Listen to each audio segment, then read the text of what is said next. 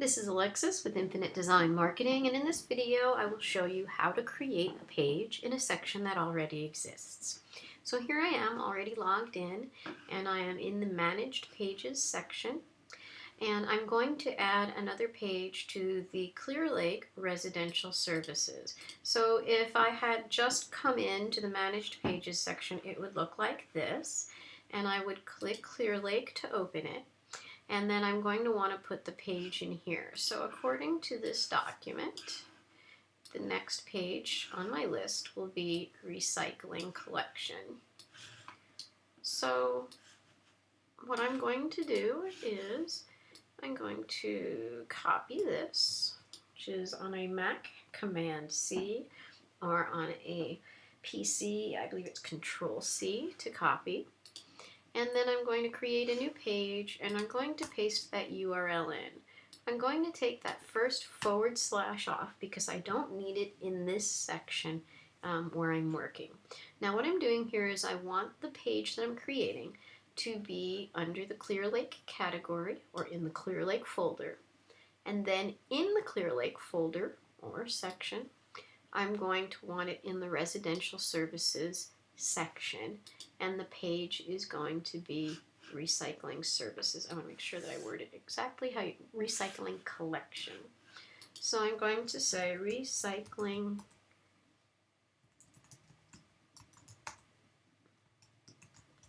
Collection / index.php. So what we've done here is we've put the name of the page, and it will create a folder for that. And then every page that you create must be called index.php, and that's why we set it up in this way. So Clear Lake section, under the option of Residential Services, the page is Recycling Collection, and the file name is index.php. I want the page to be live. I want it on the sitemap. That tells the robots that crawl the site for search that it is a page of the website and that they should consider it. The password protect section you can just ignore. If you click yes and someone goes to this page, it will drop down a login, but it won't have any back-end functionality, so it will just frustrate your users. If you ever need that in the future, you can just let us know and we can work out all the details with you. In the meanwhile, just leave it unknown. The page title is what comes up in the search engine results as that first line of text. That's the link to wherever the snippet is going to take you on your site. So you want it to be descriptive of the page. It will also show in the content management system to give you an idea of what page you're looking at in case you want to make changes, etc. So I'm going to say Clear Lake Residential Services Recycling Collection, and that's the name of the page. Now the keywords refer to keywords that people might search for that would bring this page up within site search. The description works again with search engines, and that's about 150 characters with spaces, and you want to make sure that you're talking about what the page is about. Always think topic, content, keywords. So if I were a shoe store and I were writing about my winter boots, I might have leather boots, and I'm in Santa Rosa, so I might say winter boots, Santa Rosa, California, leather boots, waterproof boots, that kind of thing. So you're going to want to have a nice little description. If it's more friendly than just keyword stuff, you're better off. So that's how that goes. We do sell search engine services if you're looking for that down the road. Just informational. Otherwise, you can put that in here yourself. The system's designed so you can get that on-page work done right here. So the page type has a drop-down. The default is that 3-page, let me show you one that's set up, that 3-column layout. So that's your default. There's also a full width, and if you had selected full width, it would come out like that. Full width, no sidebars. Okay, and then we have the default with no metal. That's the section where there will be no background image. I believe for Selma. The home is the home page, but that's not something you're going to want to duplicate. We will remove these two because you're not using those. So we'll take those out. One of them may be the Nevada homepage, so I will find out from my programmer. We don't want you to accidentally click on that and change it to something else. The social icons over here, most people use those on like a photo gallery. They may want people to pin it or Google it or Facebook, Twitter, what have you. If you decide that you want to use those on the page somewhere, you want to let us know, because otherwise they will come on, but they might just kind of be funky and off somewhere. So just let us know, and that way we can style them. I'm not sure that that's something you'll want to use on your site, but that's why it's there. Now the page banner in this section, and we'll do a whole video on how to use this, is super easy. That's for this banner image, and it's so that you can put in your own banner on each page, basically making it in Photoshop, uploading it through the system, and then you would click here, and it's just going to give you this, we would go into images, and you would just pick your image, or well, actually it would be in banners, but you get the idea. It's just to give you an idea. You would pick the one that you wanted, and then it would show here, and then it would come up on the page.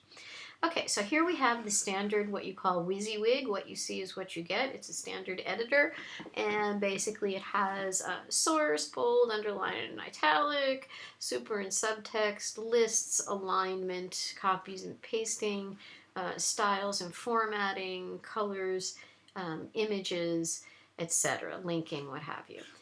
For now, what we're going to do is go ahead, and I like to take this content and make that the title. It's good for them to match. And then I'm going to make that an H1 tag. If I were just cranking out a bunch of pages for you, I would just write content goes here and save the page. However, I believe I have the content right here. So I'm going to go into this document. And here it says recycling collection, and I'm just going to copy. I'm not sure if that green waste is going into the same section or not yet, so I'm just gonna, of course, this computer's a little persnickety with that. Copy, pushed extra hard, and paste. There.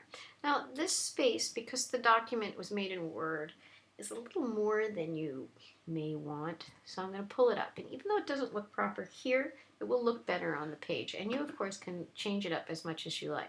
Now as I've been going through the site, since I'm not linking all of these things for you, I've been making items like this that need to stand out to your eye, bold, just so that you can see them. So I don't want you to think that, you know, I did some kind of funny things here, but I wanted to kind of eyeball some things that later on you're going to want to go through and link. I have uploaded the PDFs, and then you guys can all just sit and link through them, and I will do a video on that. So now I'm going to save the page. When you save the page, typically the system will generate a new blank page. Sometimes if you're doing a lot of changes, there will be residual content left here, so it might save the page and then it's loaded a new one and it's left the content here, and you might think, oh good, I'm going to keep working on that page.